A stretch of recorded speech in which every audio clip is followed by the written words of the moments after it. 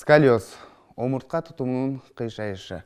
Эл арасында эң кеңири тараган оорулардын бири. Тилекке каршы бул илдетке кабылган балдар да көбөйүп жаткандыгы көпчүлүк адистерди тынчсыздандырып келет.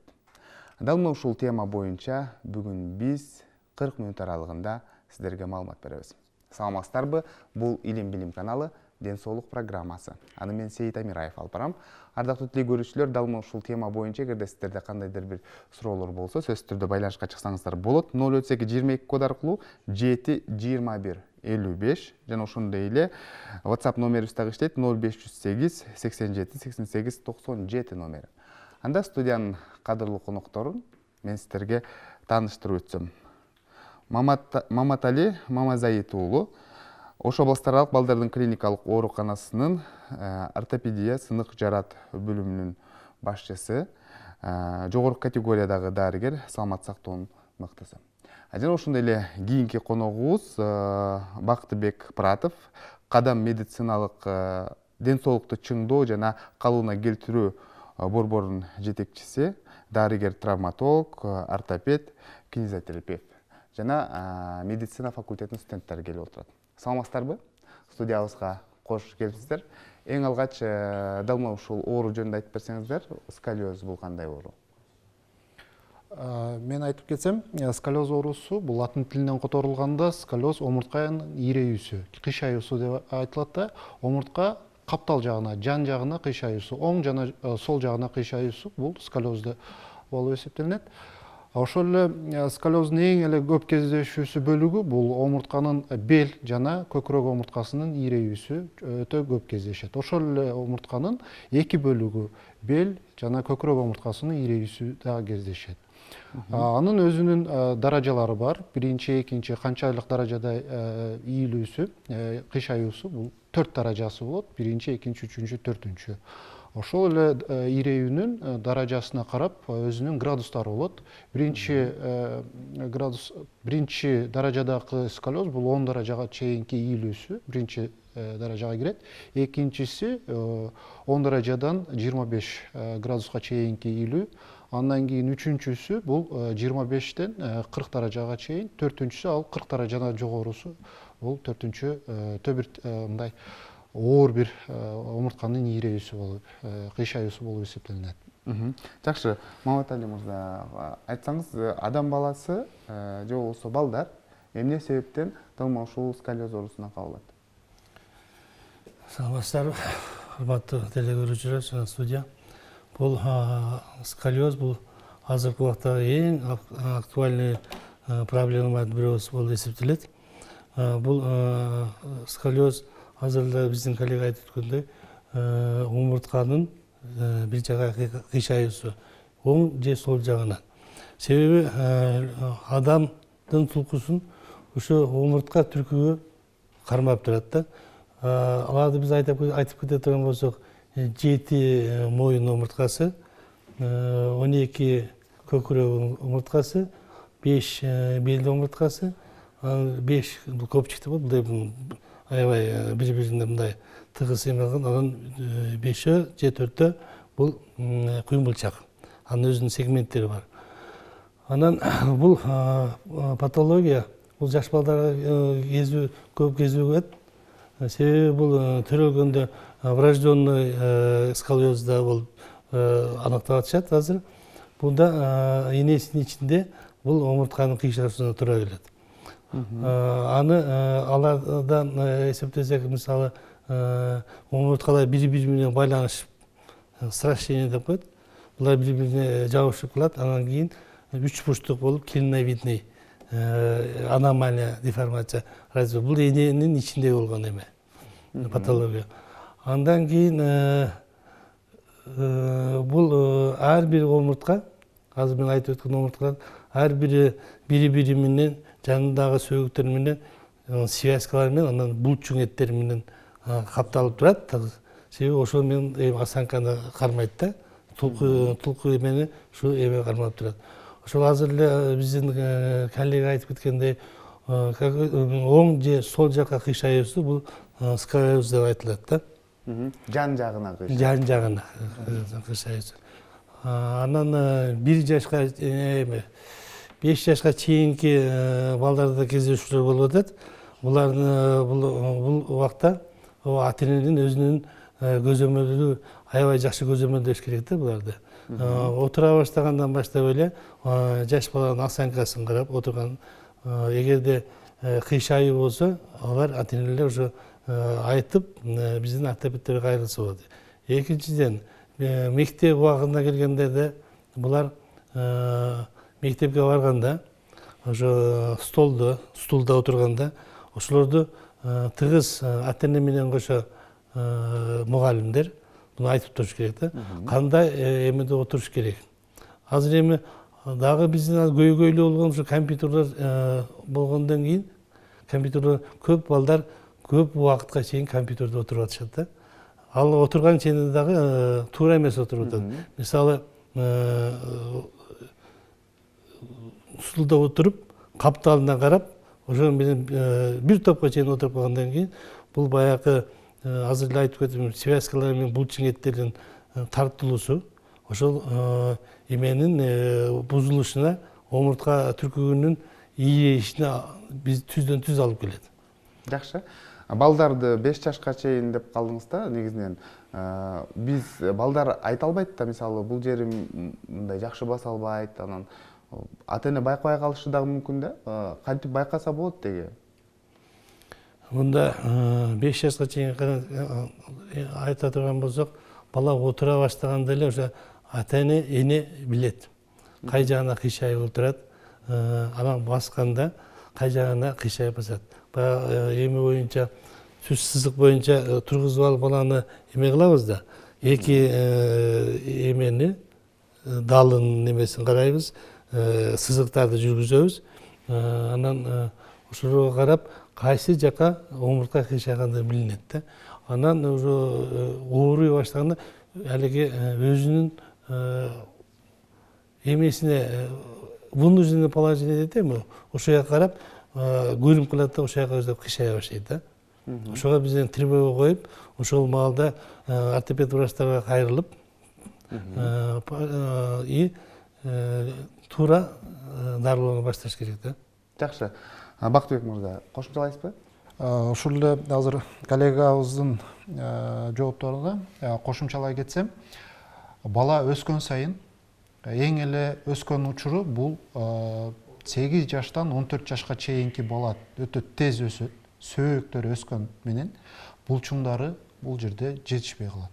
Себеп дегенде сөөктөр өсө баштайт, трубчатка чейин деп коет. Алар тез өскөндө булчуң, эгерде булчуңда кыймыл болбосо, алар жетишпейт. Кыска булчуңдар бул омуртканын ийреүүсүнө алып келет. Ошол эле ийреүүгө деле эмес. Бул жерде мышечный деформация, костный деформация дейт. Булчуң жана сөөктүн деформацияларына алып келет. Себеп дегенде омуртканын өзүндө кан тамыр жок. Омуртка ошол булчуңдар аркылуу азык зат келип турат.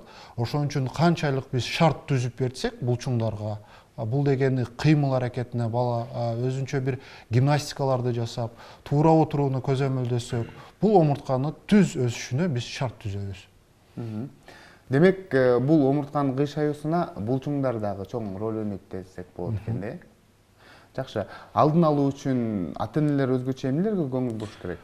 Мен айтып кетсем, алдын алуу үчүн бала 6 жаштан десек деле, 5 жаштан деле уже отуруп кеңири басып калгандан баштап 15-16 жашка чейин, 14 жашка чейин ортопедтин жылына бир жолу ортопедтин көзөмөлүнөн өтүү керек. Себеп дегенде бул омуртка ийреүүсү сколиоз өтө кыска убакта деле ийрейип кетишүүгө биз мындай эмне болуп калат да, ийрейип кетет. Ошол убактан биз эң башталгыч даражалары, биринчи, экинчи даражаларында биз өз убагында дарыласак, бул сколиоздун дагы деле ийрейип кетүүсүнө алдын алабыз. Ошол үчүн ата энелерге айтарыбыз, ортопедтин көзөмөлүнөн бир жылда бир жолу 14 жашка чейинки балдарды көргөзүп туруу зарыл деп ойлойм. Жакшы. Себеби дагы бир эме кошумча айтып кете турган болсок, ошол 5 жаштан 14 жашка чейин тез өсөт деп азыр коллега айтпадыбы? Бул туура да. Себеби ошол убакта өсүп калганда азыр эме менен балдар менен эркек балдар менен кыздардын ортосунда сат эмес бар да. Айырмачылыктары бар. 100 баланын ичинен 80 кыздар ооруса, 20 балдар ооруйт да. Себеби азыр эле коллега айтып кетти, бул өсүү маалында балдар тез өсөт, тез кыймылдайт. Ошон үчүн омурткалар дагы тамактануусу күчөйт. Ошол эме айырмачылыктар да бар да. Демек, бул сөзүңүз менен балдарда кыймыл көп, алардын булчуңдары дагы ишке келет дагы, алар көп чалыкпайт. Анан кыздар болсо жай кыймылдагандыктан кандай сөөгүп кыйшайып булчуң система, омуртканын корсети. Ошол эле айтылып кеткен, омуртканын айланасында 24-25 жакын тарамыштар бар. Анын айланасында 3 кабат булчуң системасы бар. Омуртканын түз тик кармап турган, эки жанында симметрический деп коет, ондай тең түз кармап турган булчуң системасы бар. Анын иштөөсү ошол омуртка ошолго көз каранды. Эгерде булчуңдар кыздар ошол эле айтып аткандай кыздарыбыз аз кыймылдайт. Көп убакыт мындайча айтканда компьютерде отуруп калгандан кийин алардын сөөк деформациясына алып келет. Жана мындай булчуң системасы чындыгында кыздарда бир аз күчсүз болгондуктан тез эле омуртка ийрейип кетүүгө шарт түзүлөт. Жакшы, кийинки суроо телегөрүүчүдөн келиптир. Саламатсыздарбы, менин кызыма дейт, 6 жашында дейт, сколиоз деп диагноз койгон дейт. Анан дарыланып жакшы болгонбуз дейт. Бирок азыркы учурда баш аябай ооруйт дейт. Мына ушул сколиоздон да болушу мүмкүнбү деген суроо. Мен айтып кетсем, ооба, сколиоз бул бир гана бел омурткасы ийрейген менен бул бар, мындайча айтып караганда, бардык омурткалар бири-бирине байланыштуу. Ошол жерде канча омуртка болсо, ошо бири-бирине поезддун вагондору сыяктуу бири-бирине байланышы бар. Ал сколиозду 10 градус болобу, 5 градус болобу, канчалык даражада ийрейгени менен бул жерде эң негизгиси моюн омурткасына дагы өтө бир чоң таасир тиет. Себеп дегенде моюн омурткасынан бул жерде кан тамыр, моюн омурткасынын кан тамыры өтөт. Ал мээнин 30% кан менен мээге камсыздап турат. Эгерде кандайдыр бир сколиоз билинген болсо, бул сколиоздун белгилери, бул жаш балдарда эң негизги белгиси бул баш оору, тез чарчоо, уйкусу начарлап, ошол эле жаш балдардын окуу жагынан начарлоосу, ошол сабактардан жетишпестиги, ошолордун негизги бул сколиоздун белгилери болуп эсептелинет. Ошон үчүн бала омурткасы жана кыймыл жана тутум системасынын калыптанышына чейин 16-17 жашка чейин токтобой дайыма лечебный гимнастикалар менен, массаж, физлечениялар менен дайыма баланын түз өсүшүнө жардамчы болушубуз керек. Кошумча айтсам болот. Азыр айтылды го, бул эменин сколиоз болуп кыйшайганда омуртка менен дагы кошо айта турган болсок, кабырга менен экөөнүн бийлигишкен жери болот да. Ошолордо кыйшайуу, ошону кысканда өзү кабыргадагы кыйшайууга алып келет. Бул кабырганын кыйшайууна алып келген болгондо биринчиден оору пайда болот, экинчиден ушул жерде дем алуу системасына таасир берет, жүрөккө таасир берет. Бул эми организм бири-бири менен азыр коллега айткандай тыгыз байланышта да. Ошол үчүн баш ооруганы ошо канал системасынын, баштагы канал системасынын начарлашы. Ошон үчүн убагында ар дайым эме кылып лечение алып туруш керек.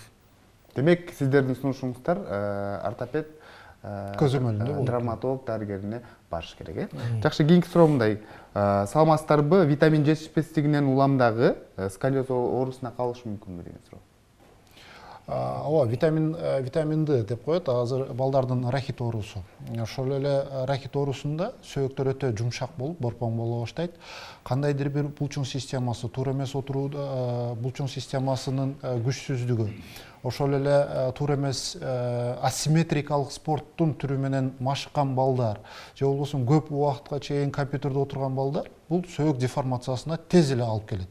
Ошол убактан витамин жетишсиздигини ошол врачтардын көзөмөлүндө лабораториялык жардам менен мындай алдын алып туруу зарыл.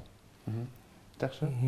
Мындан да кошумчалсак, көбүнчө эле витамин жетишпегендик бул энеден көп эме кылат да. Энеге байланыштуу. Айланага байланыштуу. Көп азыркы биздин энелер ошо аз кандуулук менен төрөп, анан ошонун эмесинде мына рахит менен жаш балдар көп ооруйт да. Азыр эле коллега айткандай, ошонун негизинде витамин жетишпегенден, ошо кальцийдин, микроэлементтердин жетишпегенинен ушундай ийрилүүгө, аномалия развитиясына, ушундай бир патологиялык сколиозго алып келет. Жакшы, кийинки суроо телекөрүүчүдөн саламатсыздарбы, белдин сол жагы дейт, ооруп дейт, анан баспай калгандыгы, бут баспай калгандыгы бул эмнеден болушу мүмкүн деген суроо. Эми сколиоз оорусу бир гана жаш балдарда эмес, чоңдордо деле болот. Бул ошол айткандай эле кайсы учурларда болот. Эгер чоң өтө аз кыймылдаган адамдарда, өтө салмагы чоң адамдарда, эң негизгиси бул остеопороз, остеохондроз ооруларында болот. Бир жактуу ийилгенде ошол эле омурткадан, бел омурткасынан, бүт эле омурткалардан нервтер чыга баштайт. Бул ички органдарды контролдоп жана ошол эле бутка ылдыйкы чоң нервтер деп коебуз, седалищный нерв өтүп турат. Эгерде сол жагына ийреген болсо, ошол чыгып омурткадан чыккан нервтерди кысылып, ошонун негизинде кандайдыр бир патология, то есть буту иштебей, буту чымырап уюшуп, буту муздап, буттан ошол эле бутунун арыктоосу, күчү кетүүсү, бул кандайдыр бир патология, омуртканын патологиясы, ийрөөсүнүн белгилери болуп эсептелинет. Ал үчүн рентгендин жардамы менен, томографиянын жардамы менен толук бир диагностика кылып, кайсыдар остеохондроз или остеопороз деген оорулар болсо, аны алдын алуу үчүн кандайдыр бир лечение алуу керек. Жакшы. Биз сколиоз оорусун алдын алабыз десек, мисалы бала кезде эле бул жөнүндө ойлонбостон, өмүр бою ушул омуртка жөнүндө ойлонушубуз керек экен да.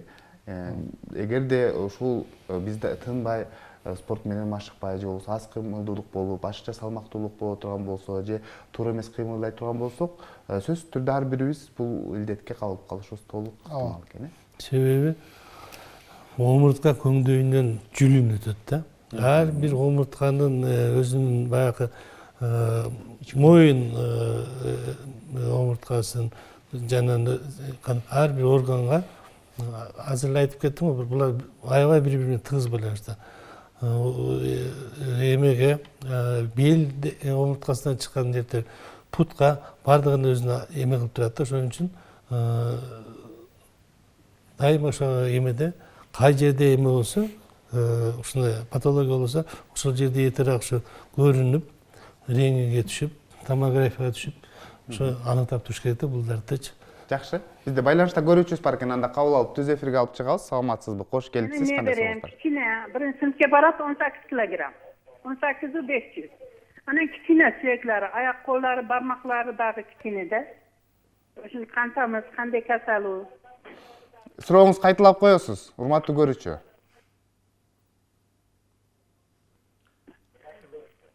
Мен небераны 6 жашар өзү. Сүйөктөрү кичине, иничке, аяклары дагы кичине. Иштеги дагы жок. Аны сүйөктөрү унча өспөй атат да. Суроо түшүнүктүү болду, рахмат чоң. Бармактар, буттары кичинекей дейт, анан тамакка болгон табити дагы жок дейт да.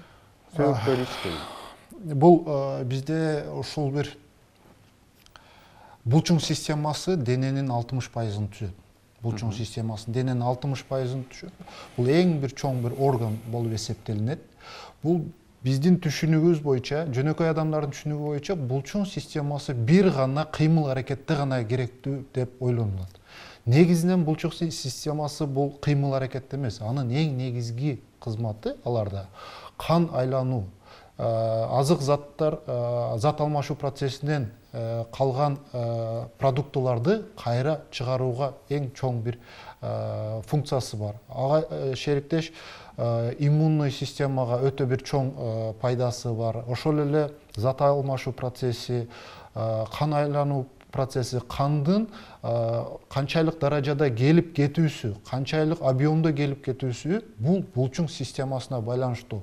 Эгерде чындыгында сөөктөр ичке деп атат, ооба, эгерде бала өтө кандайдыр бир патологиялык, эндокринный патология же болбосо төрөт убагында бир инфекцияга кабылган болсо, же бир төрөлгөндөн кийин кандайдыр бир травматикалык патологиялар болсо, анын негизги өз дартыны аныктап, ошого карап дарылоо керек.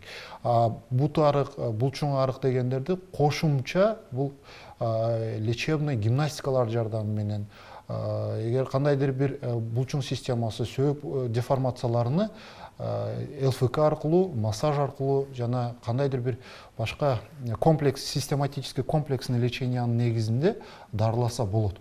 Жакшы, кийинки суроо. Саламатсыздарбы? Менин кызым 1 жаш 11 айлык дейт.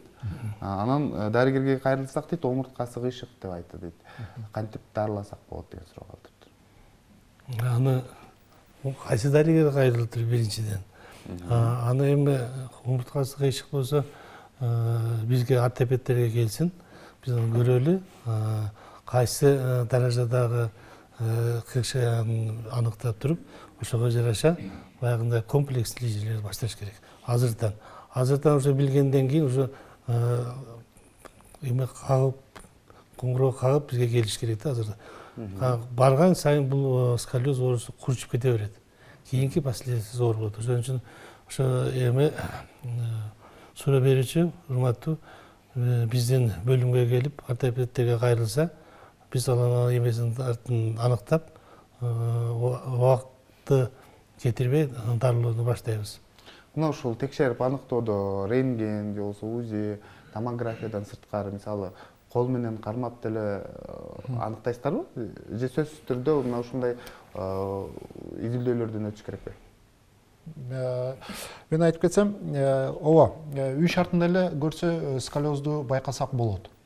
Бул ата-энелер күнүндө балдарыны ошол эле бала бакчага жөнөтүп атканда, жуунтуп атканда же башка бир чечинтирип кийинтирип атканда омурткасыны, омуртка эле эмес, колу буттарын толугу менен текшерип, байкап көз салса болот. Буну кантип текшерүү керек?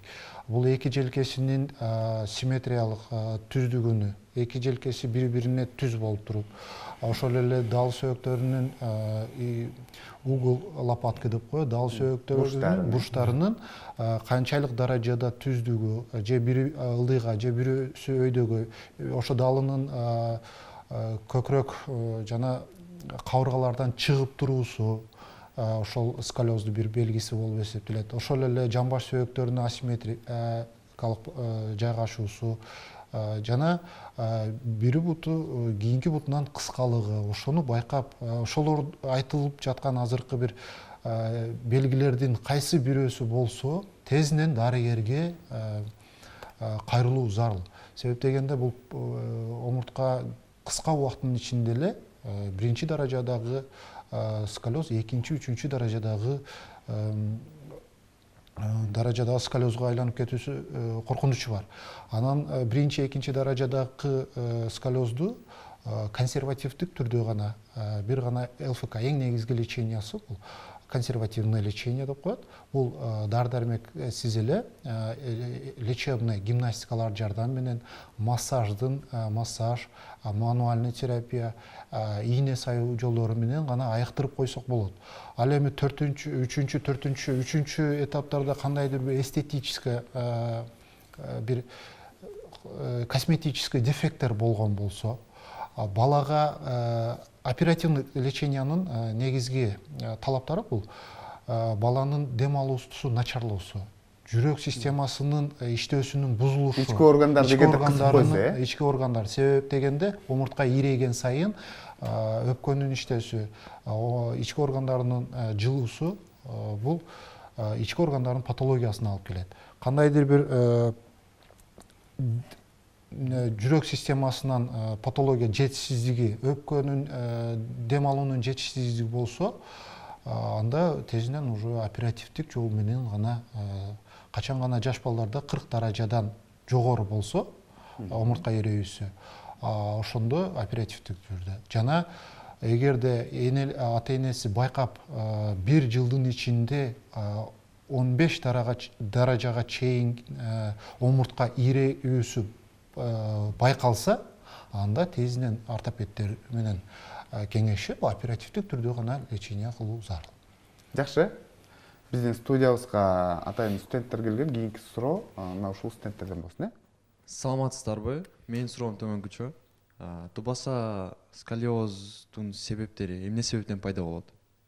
Эми тубаса сколиоздун пайда болушу баягы эле бир себептердин бирөөсүн айтып кеттим. Бул энесинин кан аздыгынан, анан энесинин ичиндеги эменин эмбриондун ошо баланын ымыркайдын ичиндеги эненин ичинде ушунун закладкалары болот да, кайсы ар ай сайын мындайлыгында. Ошондо может эмеде грипп менен ооруган или өтө бир хромосомдуу болезньдер болсо, ошондо болсо, анда ошо именно ошол закладка бузулуп, уже эненин ичинде бул патология пайда болот. Байла айтып кеттим, ошо патологиянын бири бул омурткалардын эки омурткада бири менен тыгыз өсүп кетиши бөлүмү. Экинчиси бул омуртканын баягы үч бурчтук болуп, мындай клиновидный деформация болуп кетиши именно ошо эненин ичинде болот да. Буну дагы да айтсак, ошо убагында эмени планировать этиш керек. Пландаш керек, баланы пландаш керек. И эненин ден соолугун карап, эгерде кан аз болсо, канын көтөрүш керек. Жакшы, бизде байланышта көрүүчүбүз бар экен. Анда кабыл алып түз эфирге алып чыксак, саламатсызбы? Кош келипсиз, кандай сурооңуз бар? Урматтуу көрүүчү, биз сизди угуп жатабыз. Алло, саламатсызбы? Саламатчылык. Кош келипсиз. Алло. Мен жашым 18 жашта, сколиоз оорусу менен оорум.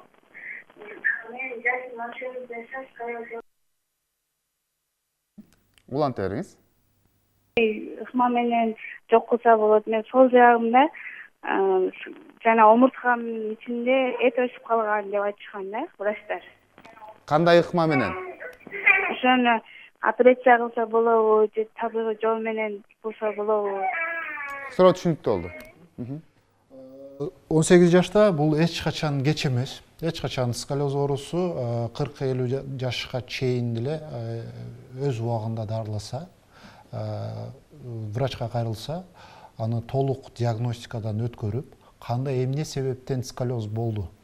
Жогоруда айтып кеткендей, омуртканын патологиялары, омуртканын дистрофический изменение деп коет, омуртканын бузулууларынан алып, кандайдыр бир эт өсүп кетти деп атат азыркы бейтап.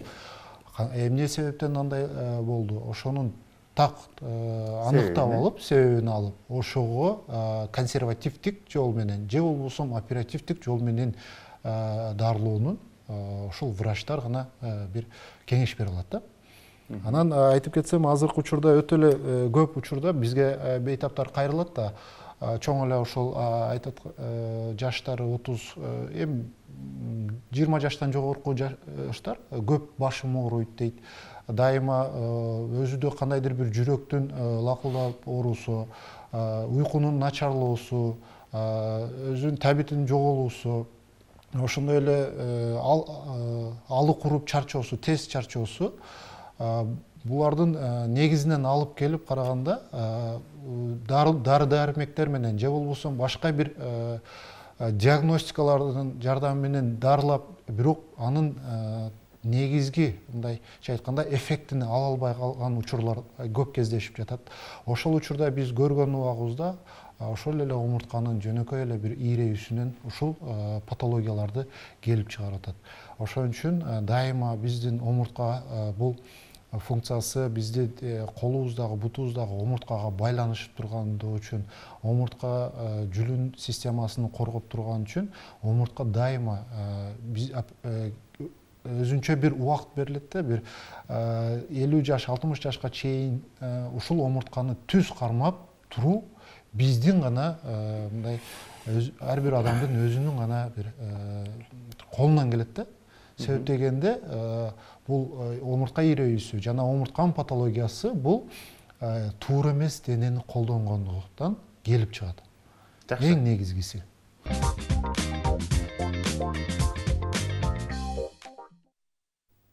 Сиздер ден соолук программасына ортоктош болуп жатасыздар. Ырдактуу теле көрүүчүлөр, бүгүн биз сколиоз оорусу жөнүндө маектешип жаткан кербезбиз. Эгерде суроолор болсо, сөзсүз түрдө байланышка чыксаңыздар болот. Байланыш үчүн телефондор 032 22 код аркылуу 72155 жана ошондой эле WhatsApp номери 0508 87 88 97 номери. Кийинки суроо анда аудиториядан болсун, кандай суроо бересиздер? Саламатсыздарбы?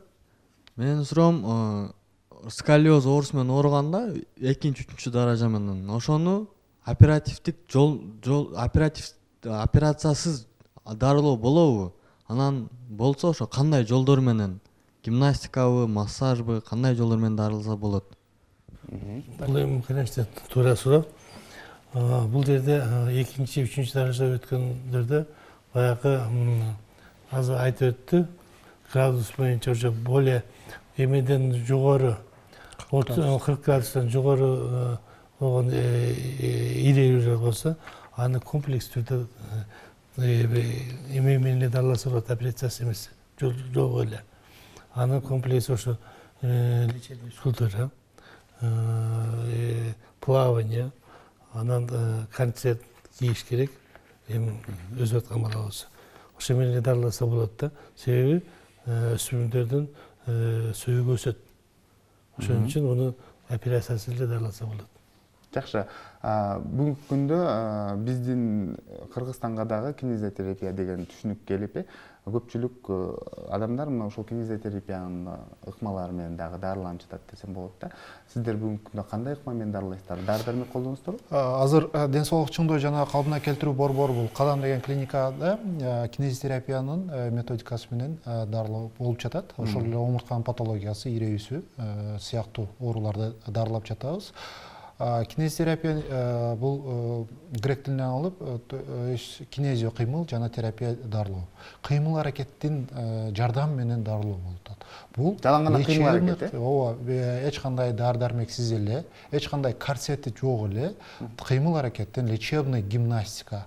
Бул кандай? Ар бир адамдын, ар бир баланын, өсүп келаткан баланын өзүнүн жеке индивидуальный өзүнүн особенностьтери деп коет, өзгөчөлүктөрүнө карап, ошого программанын негизинде кайсы булчуң системасы, кайсы булчуңдары кыска, кайсы булчуңдары күчү аз, омуртканын айланасындагы булчуңдары негизинен сколиоздо ийрегенде бир булчуң, бир тараптуу булчуңу гипертрофия деп коет, кыскарып күчөнүп тартып калат да, бир тарабы алсызданып чоюлуп калат. Ошол омуртканын кайсы булчуңдары кандай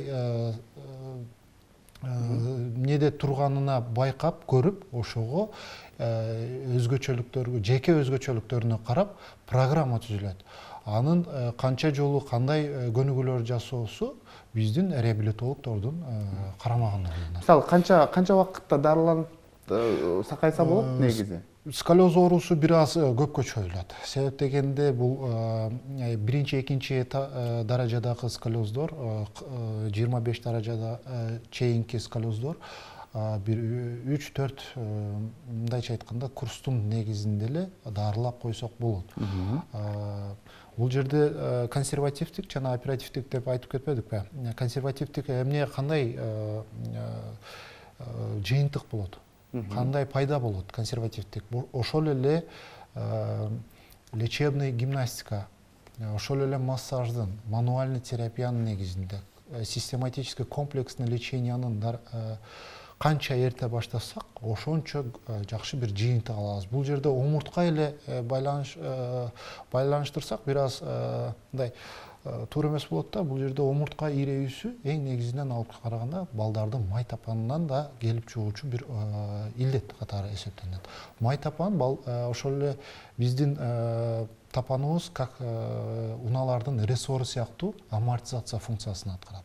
Эгерде бала май тапаны болуп, кандайдыр бир варусной, вальгусной деформация ичине же сыртына деформациялар болсо, ошол эле амортизациялык функциясы бузулуп, омуртка ийрөөсүнө алып келет. Ошон үчүн биз толугунан тууру балага, эң негизгиси балага тууру кандайча бут кийимди тандоодон гана баштайбыз. Эгерде баланын салмагы көп, ошол эле чоң адамдардын салмагы көп болсо, арыктоосуна бир диеталарды кармоо менен дарылоо болот да. Жакшы. Кыскача суроо, 2 мүнөт убактыбыз калды. 12 жашта балам дейт, омурткасы аябай ооруйт дейт, бели ооруйт дейт, эмне кылыш керек, эмне себептен кыскача? Эми алар 12 жашар болсо, азыркы эми айтканда эң курч мезгил. Ошо келсин, көрөбүз. Аны баягындай кышайысы жок болуп, сколиоз жок болуп эме болсо, башка жактан омуртканын башка жагын издесек болот да. Кошумчалап кетсем, негизинен өзү сөөк жана кемирчек деформациясы бул оору бербейт. Себеп дегенде оору берүүчү рецепторлор жок. Анын айланасындагы булчуңдар ооругандыгы үчүн бизге омурткасы ооруган сыяктуу түйүлөт. Ошон үчүн кайра эле врачтарга кайрылуу зарыл. Сиздердин дарегиңиздерди телефон байланышта айтып коюңуздарчы дейт. Себептен көптөгөн суроолор келди да. Кандай телефондон кеңеш алса болот сиздерден? Бизге байланышса болот. Ош областтык көп тармактуу клиникалык ооруканасынын ортопедия травматология бөлүмү бар. Телефондор 3822 коду менен 82915. Ошого байланышып, керектүү эмелерди алса болот. Биздин дарек Ош шаары Юго-Восток кичи микрорайону ден соолук чыңдоо жана калыбына келтирүү медициналык борбору Кадам. Телефонубуз 0556 10 70 20. Жакшы. Калган суроолорго сөзсүз түрдө эфирден сырткары жооп бересиздер деген ойдомун. Сиздерге рахмат айтам. Сиздерге дагы ийгиликтерди каалайм. Урматтуу теле көрүүчүлөр, ушуну менен Илим жана Билим телеканалынын ден соолук программасы өз соңуна келип жетти. Кайрадан эфир аркылуу амандашканча сак саламатта туруңуздар.